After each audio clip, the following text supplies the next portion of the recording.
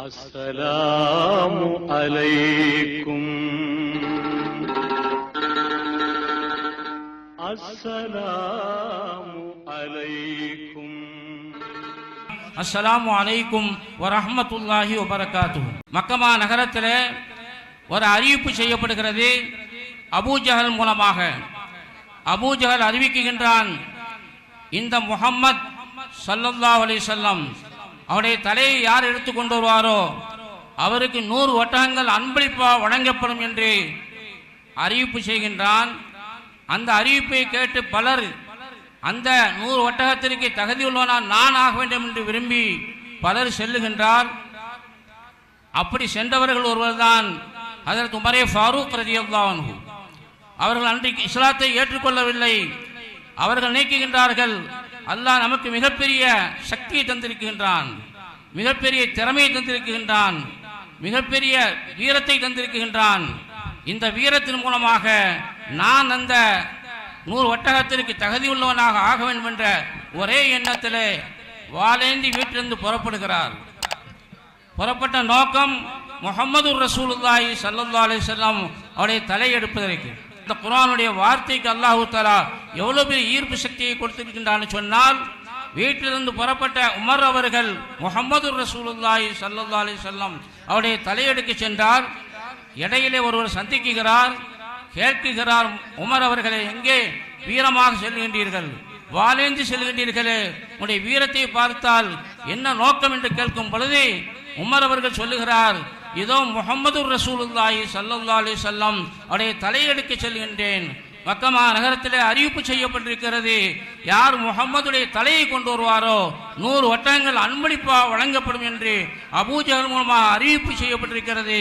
அதற்கு நான் தகுதியுள்ளவனா ஆக வேண்டும் என்ற ஒரே நோக்கத்தில் தான் வாளேந்தி செல்கின்றேன் என்று உமர் அவர்கள் சொல்ல, அந்த தோழர் சொல்லுகிறார், உமர் அவர்களே, நீங்கள் முஹம்மதுடைய தலை எடுப்பதற்கு செல்வதற்கு முன்னால் அந்த முஹம்மது ரசூலுல்லாஹி ஸல்லல்லாஹு அலைஹி வஸல்லம் அவர்கள் மீது அருளப்பட்ட அருள்மறையாம் திருமறை, அந்த மாமறையை உங்களுடைய சகோதரி ஃபாத்திமா அவர்கள் அதை ஓதிக்கொண்டிருக்கின்றார்கள், அவர்களுடைய கணவர் அதை ஓத கற்றுக்கொண்டிருக்கிறார்கள்.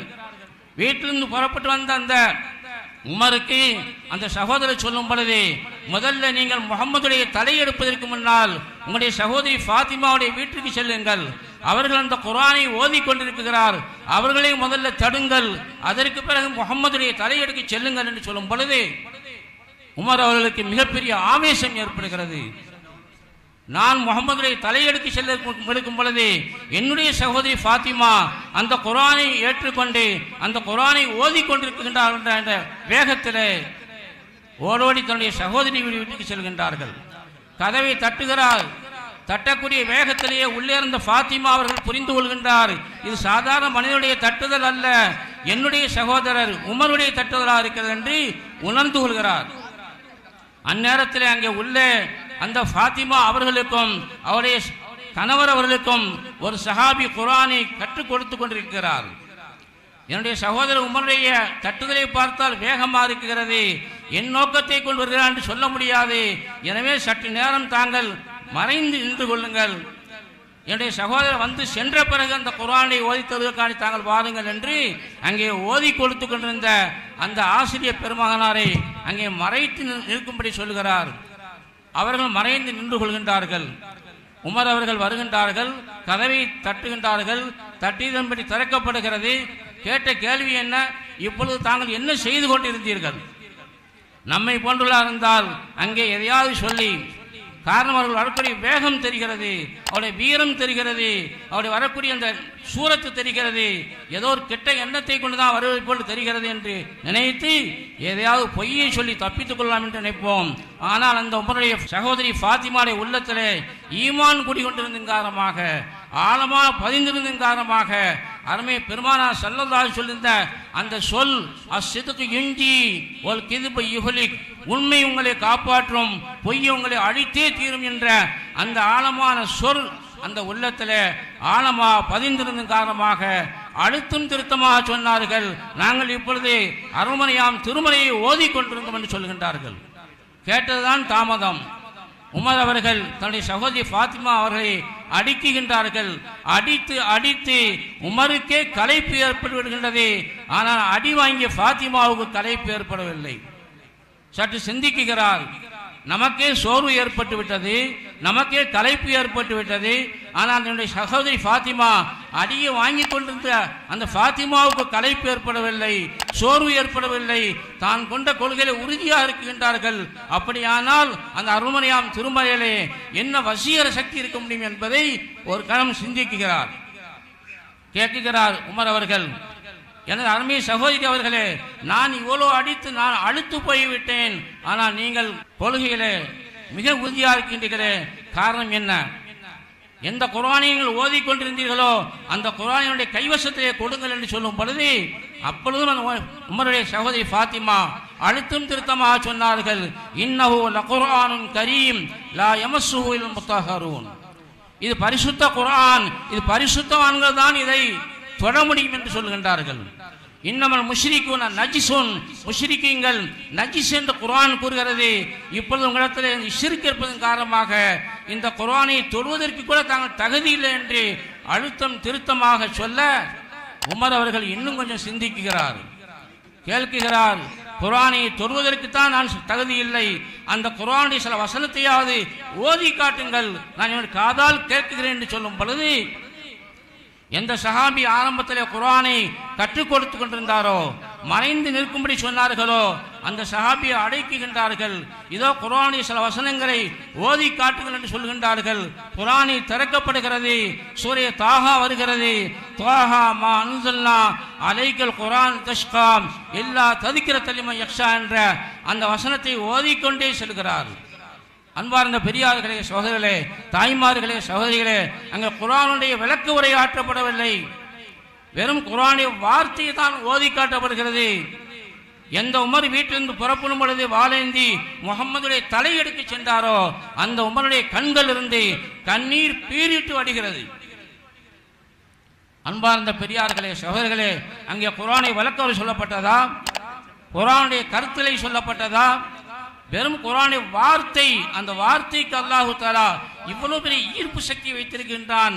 அன்றையும் இருந்தது அந்த ஈர்ப்பு சக்தி, இன்றைக்கும் இருக்கிறது. கியாமத் நாள் வரை அந்த குர்ஆனுக்கு அந்த ஈர்ப்பு சக்தி இருந்து கொண்டே இருக்கும். அப்படிப்பட்ட மகத்தான குர்ஆன் தான் நம்முடைய கைவசத்திலும் இன்றைக்கு இருக்கிறது. நாம் அதனுடைய மதிப்பை உணராமல் இருக்கின்றோம். அங்கே குர்ஆனை ஓதி காட்டப்படுகிறது. உமருடைய கண்களிலிருந்து கண்ணீர் வடிகிறது. சொல்லுகின்றார்கள், இவ்வளவு பெரிய அருள்மறையாம் திருமறையை தாங்கள் ஓதிக்கொண்டிருக்கின்றீர்கள், அதை ஈமான் கொண்டிருக்கின்றீர்கள், அதன்படி தங்களுடைய வாழ்க்கையை அமைத்துக் கொள்வதற்கான தயாராக இருக்கின்றீர்கள்.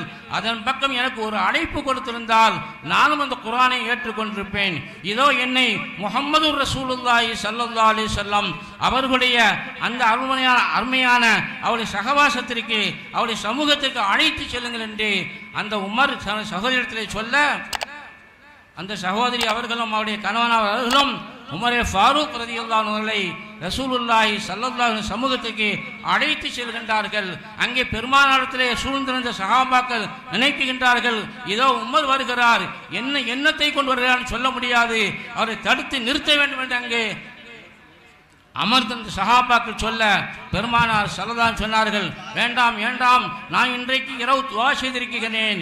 2 உமர்கள், ஒரு உமருக்கு யா அல்லாஹ் நீ ஹிதாயத்தை கொடுத்து, ஈமானை கொடுத்து, ஈமானை பாக்கியத்தை கொடுத்து இந்த இஸ்லாத்துக்கு வலுவை சேர்ப்பாய் என்று துஆ செய்திருக்கிறேன். அந்த துஆ உமர் இப்னு கத்தாபுடைய மகனாகிய உமருடைய விஷயத்திலே ஏற்றுக்கொள்ளப்பட்டு விட்டது. எனவே வர விடுங்கள் என்று சொல்கிறார். வருகிறார், வண்டியிட்டு அமர்கிறார், பெருமானாருடைய கையை பிடிக்குகிறார். அஷ்ஹது அன் லா இலாஹ இல்லல்லாஹ் வ அஷ்ஹது அன்ன முஹம்மதர் ரசூலுல்லாஹ் என்ற கலிமாவை சொல்லி இஸ்லாத்தை ஏற்றுக்கொள்கின்றார்கள். அன்பார்ந்த பெரியார்களே, சகோதரர்களே, தாய்மார்களே, சகோதரிகளே, அங்கே குர்ஆனுடைய வார்த்தை எவ்வளவு பெரிய ஈர்ப்பு சக்தியை உண்டாக்கி இருக்கிறது. ஒரு தாயிடத்திலிருந்த ஈமானிய உறுதி, அவர்களிடத்திலிருந்த அந்த ஈமானிய கொள்கையினுடைய பிடிப்பு எந்த அளவுக்கு பெரிய தாக்கத்தை ஏற்படுத்தியிருக்கிறது. அந்த அடியை வாங்கி அவர்கள் கொஞ்சம் அங்கே அசந்து போயிருந்தால், கொஞ்சம் தன்னுடைய ஈமானிய தயக்கத்தை காட்டியிருந்தால், இவ்வளவு பெரிய உமருக்கு அந்த ஈமானிய பாக்கி பெற்றிருக்க முடியாது. அந்த ஃபாத்திமாவுடைய ஈமானுடைய உறுதி, அவர்கள் கொண்டிருந்த அந்த கொள்கையில் இருந்த உறுதி, அவர்கள் குர்ஆனுடைய வார்த்தையை ஓதி காட்டியதன் காரணமாக இவ்வளவு பெரிய உமர், எந்த உமர் வீட்டிலிருந்து புறப்படும் பொழுது முகம்மதுடைய தலையெடுக்க சென்றார்களோ அதே உமருக்கு அல்லாஹு தாலா குர்ஆனுடைய வார்த்தையை கேட்டு ஈமானை பெறக்கூடிய பாக்கியத்தை அருள்னான்னு சொன்னால் அந்த குர்ஆனில் அவனுடைய வார்த்தையில அவனுடைய அல்ஃபாதுன்னு சொல்லக்கூடிய அந்த இபாரத்தில் அல்லாஹு தாலா இவ்வளவு பெரிய ஈர்ப்பு சக்தியை கொடுத்திருக்கின்றான். இப்படி குர்ஆனில் அவன் வார்த்தையில ஈர்ப்பு சக்தி ஒரு பக்கம் இருக்கிறது. இதே போன்றுதான் எண்ணற்ற சரித்திரங்கள் சான்றிதழாக இருக்கிறது. குர்ஆனுடைய வார்த்தையை கேட்டு இஸ்லாத்தை தழுவி எத்தனை பேர்கள் உலகத்தில் இருக்கின்றார்கள். அவ்வளவு பெரிய புரட்சியை இந்த குர்ஆன் செய்து கொண்டிருந்தது. அதே போன்றுதான் குர்ஆனுடைய கருத்தின் பிரகாரம் குர்ஆனுடைய வார்த்தையின் இருக்கக்கூடிய அந்த ஆழமான கருத்தின் பிரகாரம் யார் தன்னுடைய வாழ்க்கையை அமைத்து கொண்டார்களோ அதிலே எவ்வளவு பெரிய ஈர்ப்பு சக்தி இருக்கிறது. அதே உமரே ஃபாரூக் ரலியல்லாஹு அன்ஹு அவர்களை பார்த்து அவருடைய தகப்பனார் சொன்னார், எனது அருமைய மகன் உமர் அவர்களே, நீங்கள் ஆடுகளை மேய்ப்பதற்கு கூட தகுதி இல்லாதவர்களாக இருக்கின்றீர்களே என்று சொன்னார். எப்பொழுது உமரே ஃபாரூக் ரலியல்லாஹு அன்ஹு ஈமானை ஏற்றுக்கொண்டு பெருமானாருடைய சகவாசத்தில் இருந்து கொண்டு அதற்கு அபூபக்கர் சித்தீக் ரலியல்லாஹு அன்ஹு அவருடைய ஆட்சிக்கு பிறகு இஸ்லாமிய ஆட்சியுடைய கலீஃபாவாக இரண்டாம் கலீஃபாவாக திகழ்ந்தார்களோ அப்பொழுது உமரே ஃபாரூக் சொன்னார்கள், ஒரு நேரத்தில் என்னிடத்திலே குர்ஆனுடைய வாழ்க்கை வரவில்லை, குர்ஆனை ஓதக்கூடிய தன்மை வரவில்லை, குர்ஆனை எதிர்க்கக்கூடியவனாக இருந்தேன். அன்றைக்கு என்னுடைய தந்தை என்னை பார்த்து சொன்னால் ஆடுகளை மேய்ப்பதற்கு கூட தகுதி இல்லை என்று சொன்னால், என்றைக்கு எனக்கு குர்ஆனுடைய வார்த்தையுடைய உள்ளத்திலே வந்ததோ குர்ஆன் படி என்னுடைய வாழ்க்கை அமைந்ததோ அல்லாஹு தாலா எனக்கு ஆடுகளை மேய்க்க தகுதி இல்லை என்று சொல்லப்பட்ட இந்த உமருக்கு அல்லாஹு தாலா இன்றைக்கு ஆட்சி செய்யக்கூடிய மனித சமுதாயத்தை ஆட்சி செய்யக்கூடிய இவ்வளவு பெரிய அதிகாரத்தை தந்திருக்கின்றான். இது குர்ஆன் பொருட்டால், குர்ஆனுடைய வாழ்க்கையின் பொருட்டால் என்று உமரே ஃபாரூக் ரலியல்லாஹு அன்ஹு சொன்னார்கள். அவர்கள் மட்டும் சொன்னதல்ல, இந்த இந்திய திருநாடு எப்பொழுது சுதந்திரம் அடைந்ததோ இந்த இந்திய திருநாட்டை எப்படி ஆள வேண்டும் என்று அண்ணல் காந்திஜி அவர்கள், நேருஜி அவர்கள் போன்ற பெரும் பெரும் அறிஞர்களெல்லாம் ஆலோசனை செய்கின்றார்கள். ஆலோசனை செய்யக்கூடிய நேரத்தில் பல பேரும் பல முறைகளை சொல்லுகின்றார்கள். இம்முறையில் நாம் ஆட்சி செய்தால் மக்களுக்கு நிம்மதியை கொடுக்க முடியும், சுகத்தை கொடுக்க முடியும், சுபிட்சத்தை கொடுக்க முடியும் என்று சொல்லும் பொழுது பல பேர்களும் பல முறைகளை எடுத்து சொல்லும் பொழுது அண்ணல் காந்திஜி சொன்னார்கள், நாம் நம்முடைய இந்த திருநாட்டை மக்களுக்கு நிம்மதி தரக்கூடிய அமைப்பில் நாம் ஆள முடிய வேண்டும் சொன்னால் அதற்கு ஒரே வழிதான் என்னுடைய உள்ளத்திலே ஒரு கருத்து உதயமாகின்றது என்று அண்ணல் காந்திஜி சொன்னார். இஸ்லாமிய சமூகத்தை சார்ந்தவர் அல்ல, மாற்று மதத்தை சார்ந்த ஒரு அறிஞர் சொன்னார், ஒரே ஒரு வழி இருக்கிறது. அது என்ன வழி என்று சொன்னால், அகிலத்திற்கு அருட்கொடையா வந்த முஹம்மது ரசூலுல்லாஹி ஸல்லல்லாஹு அலைஹி வஸல்லம் அவர்கள் மீது அருளப்பட்ட குர்ஆனை தங்களுடைய வாழ்க்கையிலே அமைத்துக் கொண்டு இஸ்லாத்துடைய இரண்டாம் கலீஃபாவாக திகழ்ந்து கொண்ட இந்த உமரே ஃபாரூக் ரலியல்லாஹு ஆட்சிகளை போன்று நம்முடைய ஆட்சியுடைய முறைகளை அமைத்துக் கொண்டால் நீதமான, நேர்மையான, நாணயமான, நம்பிக்கையான அந்த ஆட்சியை நம்முடைய முறையிலே ஆட்சி முறைகளை நாம் அமைத்து கொண்டால் நாம் இந்த இந்திய திருநாட்டை ஆளக்கூடிய சமயத்தில் நாமும் நிம்மதி பெற முடியும், மக்களுக்கும் நிம்மதியை கொடுக்க முடியும் என்று அண்ணல் காந்திஜி சொன்னார் என்று வரலாறு கூறுகின்றது. என்ன காரணம்? உமரிடத்தில் என்ன வசீகர செய்தி இருந்தது? இந்த குர்ஆனுடைய வாழ்க்கையை அமைந்திருந்தது. இந்த குர்ஆனுடைய கூற்றும்படி தங்களுடைய வாழ்க்கையை ஆக்கிக் கொண்டு வாழ்ந்தார்கள். ஆட்சி முறைகளை குர்ஆனுடைய கூற்றும்படி செய்தார்கள். அந்த ஆட்சியை 1400 ஆண்டுகளுக்கு பிறகு கூட ஒரு மாற்று மதத்தை சார்ந்த ஒரு அறிஞர் பெருமக்கள் கூட அந்த உமருடைய ஆட்சியை போன்று உலகத்தில் ஆட்சி நடந்தால் மக்கள் நிம்மதி பெற முடியும் என்று சொன்னார்கள். சொன்னால் அந்த உமரிடத்தில் இருந்த ஒரே ஒரு வசீகர சக்தி இந்த குர்ஆனுடைய அந்த மனன சக்தி. குர்ஆனை மனனம் செய்திருந்தார்கள். அதன் பிரகாரம் தங்களுடைய வாழ்க்கையை அமைத்துக் கொண்டார்கள். அந்த பிரகாரம் தங்களுடைய ஆட்சி செய்து காட்டினார்கள். 1400 ஆண்டுகளுக்கு பிறகு கூட அவருடைய ஆட்சி முறைகளை விரும்பப்பட்டது என்று சொன்னால் அதற்கு ஒரே வழி இந்த குர்ஆனுடைய வாழ்க்கை தான். அப்படிப்பட்ட மகத்தான குர்ஆனை தான் இன்றைக்கு இந்த கிஃப்ட் இஸ்லாமிய இந்த அகாடமியின் மூலமாக அதில் மிகப்பெரிய ஒரு பெரிய சாதனை தான் என்று சொல்ல வேண்டும். நம்மை போன்ற மதரசா தாருல் யூசுஃபியா வைத்திருக்கின்றோம்.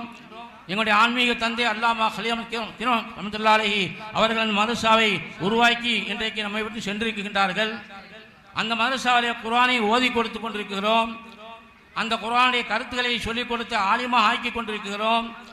அந்த மதரசாக்களிலே கூட இவ்வளவு 15 பேர்கள் ஒரு ஆண்டிலே மனனம் செய்த ஹாஃபிது உருவாகுவது மிகப்பெரிய சிரமமாக இருக்கக்கூடிய காலகட்டத்தில் இந்த உலக கல்வியையும் படித்துக்கொண்டு அத்துடனே சேர்ந்து இந்த குர்ஆனை கற்றுக் கொடுத்து கொண்டிருக்கூடிய இந்த இஸ்லாமிய அகாடமியில் இன்றைக்கு 15 ஆஃபீஸ்கள் உருவாகியிருக்கின்றார் சொன்னால் இது மிகப்பெரிய சாதனை என்று தான் சொல்ல வேண்டும். இது போன்ற ஹாஃபிஸ்கள் உருவாகி நாளைக்கு இவர்கள் மிகப்பெரிய ஆளுமை மிக்க ஆளுநர்கள் ஆகிவிட்டால் மக்கள் எந்த ஆளுமை மிக்க ஒரு நிம்மதியான சுகமான சுபிட்சமான ஆட்சியை விரும்புகின்றார்களோ அந்த ஆட்சியை இவர்கள் மூலமாக எல்லா மக்களுக்கும் கொடுக்க முடியும் என்பதில் எந்த விதமான மாற்று கருத்தே இருக்க முடியாது. இப்படிப்பட்ட சமுதாயத்தை தான் இன்றைக்கு உலகம் விரும்புகின்றது. இவர்கள் நாளையில் எந்த துறையில் ஈடுபட்டாலும் சரி அந்த துறையில் இவர்கள் கற்றுக்கொண்ட இந்த குர்ஆன் அங்கே அவர்களுக்கு வழிகாட்டும். ஆட்சியாளர்களாக உருவாகலாம், பெரிய பெரிய வக்கீல்களாக உருவாகலாம், பெரிய பெரிய ஜட்ஜிகளாக உருவாகலாம், பெரிய பெரிய டாக்டர்களாக உருவாகலாம், ஐபிஎஸ் அதிகாரிகளாக உருவாகலாம். எந்த துறையில் இவர்கள் ஈடுபட்டாலும் சரி அவருடைய அடிப்படை கல்வி குர்ஆன் அமைந்திருப்பதன் மூலமாக எப்படி ஹஜ்ரத் உமர் ஃபாரூக் ரலியல்லாஹு அன்ஹு அவர்களுக்கு அவருடைய ஆட்சியை பற்றி சொல்லப்பட்டதோ குர்ஆனுடைய ஆட்சி அமைந்ததன் காரணமாக எல்லாரும் நிம்மதி பெறும் என்று சொன்னார்களோ அதே போன்று நிம்மதியான ஒரு சுகமான ஒரு சுபிட்சமான ஆட்சியை இவர்களால் கொடுக்க முடியும். இப்படிப்பட்ட சமுதாயத்தை உருவாக்குவதுதான் இன்றைக்கு நம்முடைய மிகப்பெரிய தலையாய கடமையாக இருக்கிறது. அல்லாஹ்விடத்திலே உங்களோடு சேர்ந்து நானும் துஆ செய்து வாய்ப்புக்கு நன்றி கூறி விடைபெறுகிறேன். வாஹிரு தாவானா அனில் ஹம்துலில்லாஹி ரப்பில் ஆலமீன். அஸ்ஸலாமு அலைக்கும் வரஹ்மத்துல்லாஹி வபரகாத்துஹு.